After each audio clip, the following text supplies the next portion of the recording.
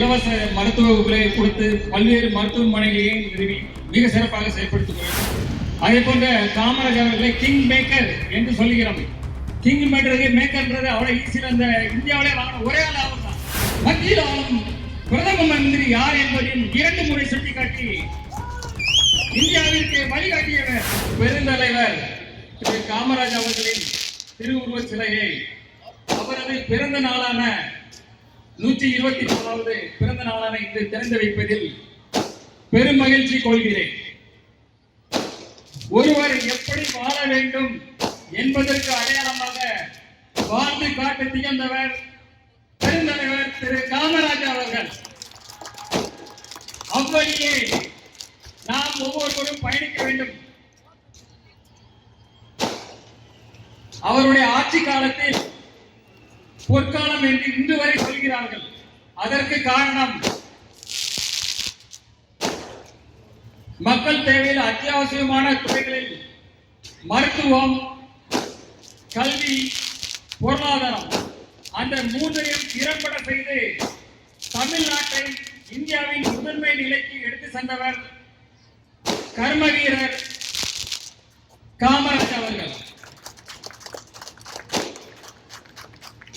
6 முதல் 7% இருந்தவர் படிப்பறிவு கொண்ட 1954 சமயங்களில் அவர் ஆட்சி எடுத்த போது எல்லா மக்களும் கல்வி அறிவு பெற வேண்டும் என்று எல்லா கிராமங்களிலும் பள்ளிக்கூடங்களை திறக்க வேண்டும் என்று அவர் திட்டம் தீட்டி அதற்கான செயல் வடிவம் கொடுத்து மிக சிறப்பாக செயல்படுத்தினார்.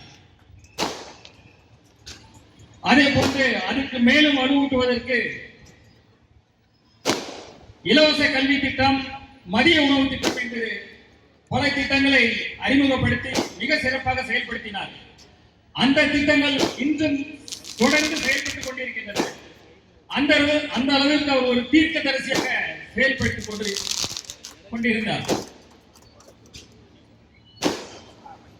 அதே போல பொருளாதார துறையில் பல்வேறு தொழில்பேட்டைகளை உருவாக்கி பல்வேறு தொழிற்சாலைகளை உருவாக்கி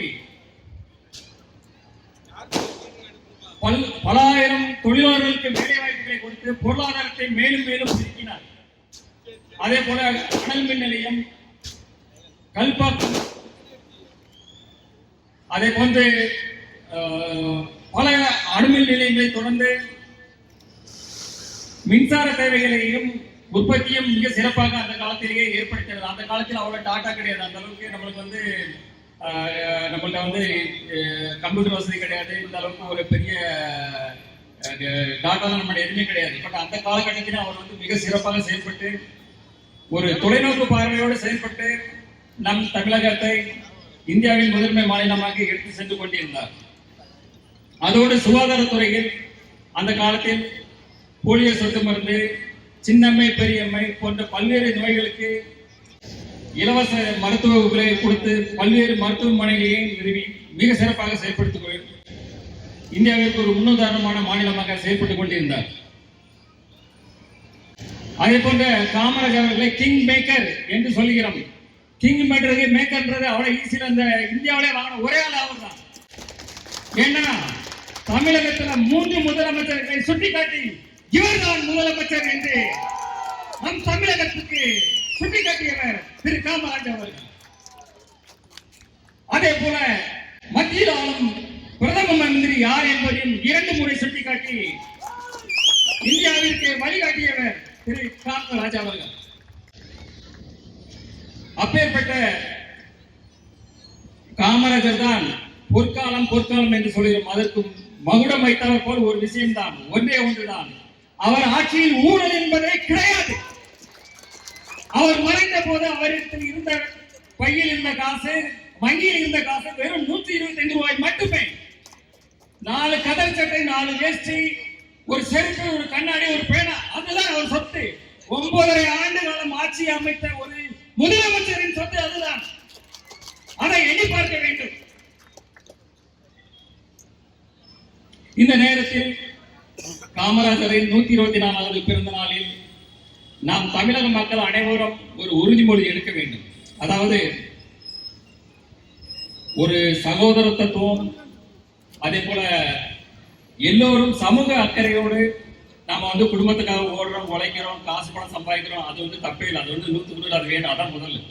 ஆனா இதே போல சமுதாயத்துக்கு பாருங்க, மேடையில் இருக்கிற எத்தனை சமுதாய பணியாற்றலாம் பாருங்க. இதே போல ஒவ்வொருவரும் செய்யணும். ஏன்னா நம்ம சம்பாதிக்கிறோம் குடும்பத்துக்கு, அது வேற விஷயம். அதே போல சமூகத்துக்காக நம்ம ஏதாவது நம்மளால இயன்ற நல்காரியங்களை எல்லோருமே செய்ய வேண்டும்.